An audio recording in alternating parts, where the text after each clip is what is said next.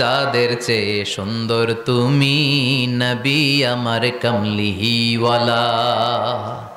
চাঁদের চেয়ে সুন্দর তুমি নবী আমার কমলিওয়ালা। দু জাহানের বাদশাহ তুমি প্যারা নবী সাল্লে আলা। দু জাহানের বাদশাহ তুমি প্যারা নবী সাল্লে আলা। চাঁদের চেয়ে সুন্দর তুমি নবী আমার কমলিওয়ালা। সুবহানাল্লাহ পড়েন। এত সুন্দর চেহারা, বিষ্ণু ঈসা ইসলামের চেহারার মতো এরকম চেহারার মানুষ পৃথিবীতে আছে? দ্বিতীয়টা, অনেকে বলে সাইয়েদনা ইউসুফ আলাইহিস সালামের চেহারা নাকি বেশি সুন্দর। সুন্দর ঠিক, কিন্তু আমার নবীর চাইতে বেশি নয়। বিষ্ণু বলতেন আনা মালিহুন ওয়া আখি ইউসুফু সাবিহুন। আমার ভাই ইউসুফ হচ্ছে সবিহ, সবিহ মানে সাদা সুন্দর ধবধবে, আর আমি হচ্ছে মালিহ। মালিহ মানে এসেছে মিলহন থেকে, মিলহন মানে লবণ, মানে লাবণ্যময় সুন্দর। আমার ভাই ইউসুফ নবী সাদা সুন্দর, আমি লাবণ্যময় সুন্দর। কোনটার দাম বেশি? লাবণ্যময় সুন্দরের দাম বেশি। সাইয়েদনা ইউসুফ আলাইহিস সালামের চেহারা দেখে মিশরের মেয়েরা লেবু কাটতে যে বা কমলা কাটতে যে আনার কাটতে কমলা কাটতে যে আঙ্গুল কেটে ফেলেছিল। কোরআন তার সাক্ষী। ওয়া কাত্তা'না আইদিয়াহুন।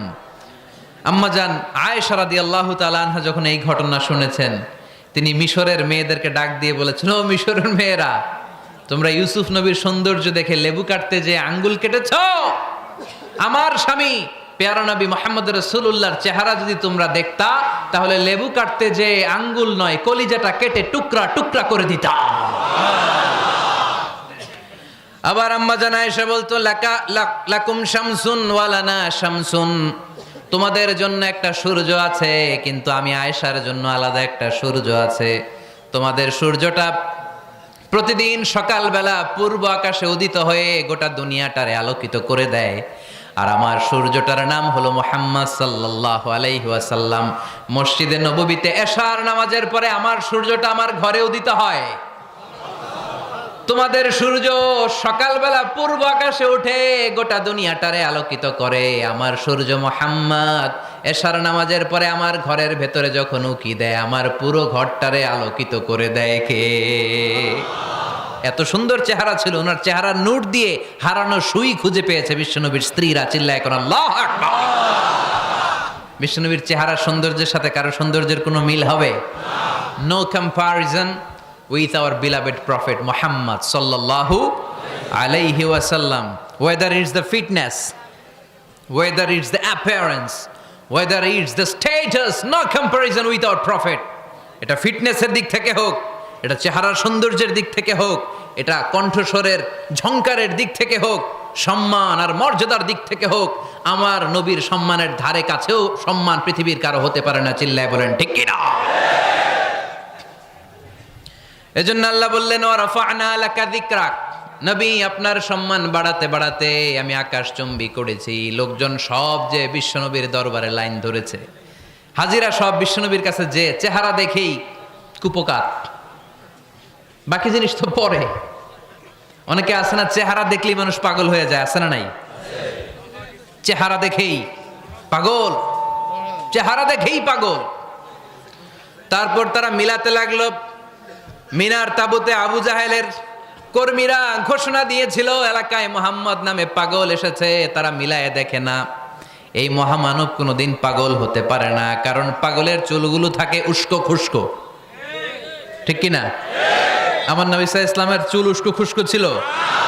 কত সুন্দর চুল আঁচড়ে রাখতেন, জাইতুনের তেল দিতেন, আতর ঢেলে মাথার শীতের মধ্যে ঢেলে দিতেন, কপাল বেয়ে বেয়ে পড়তো, আর যেখানে সেজদা দিতেন সেজদার জায়গা আতরের ঘ্রাণে আমোদ হয়ে যেত।